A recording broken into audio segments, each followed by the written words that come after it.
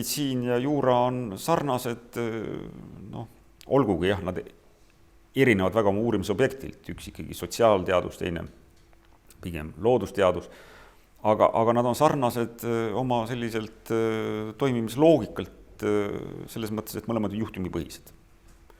Mõlemad peavad tegelema konkreetse kaasusega, olgu siis haigusjuht, olgu see siis juriidiline juhtum, tuleb lahendada see kaasus. Ja mõlemad on ka selles mõttes sarnased, et inimesi valmistataksegi ülikoolis ette nende üksikjuhtumite lahendamiseks. Ehk mõlemad suunatakse peale akadeemilist väljaõpet tsehhi tööle. Ühed siis lahendama haiguslugusid, teised juriidilisi kaasusi ja mõlemad on sarnased ka kindlasti selles mõttes, et nad nõuavad elukestvat õpet.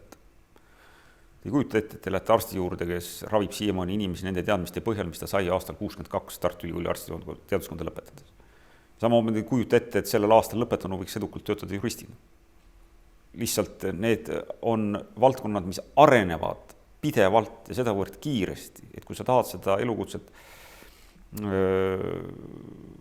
täita, siis sa pead pidevalt juurde õppima. Sa ei tohi mitte kunagi unustada seda, et sa pead ajaga kaasas käima, oma teadmisi värskendama, neid uuendama.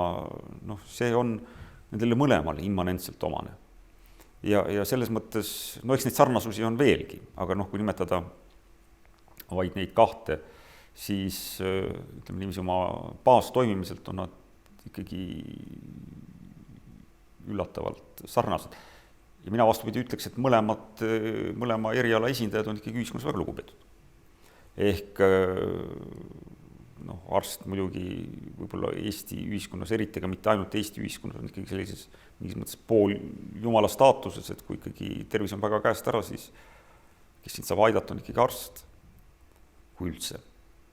Aga sama ka, kui on ikkagi juriidiliselt väga kitsas pihus, siis ja jurist võib ju olukorra lahendada, sellest asjast teid välja tuua ja ma ütleks, et nad mõlemad ikkagi esindavad seda osa ühiskonnas, kelle poole viimases asas pöördutakse. Et nii see on.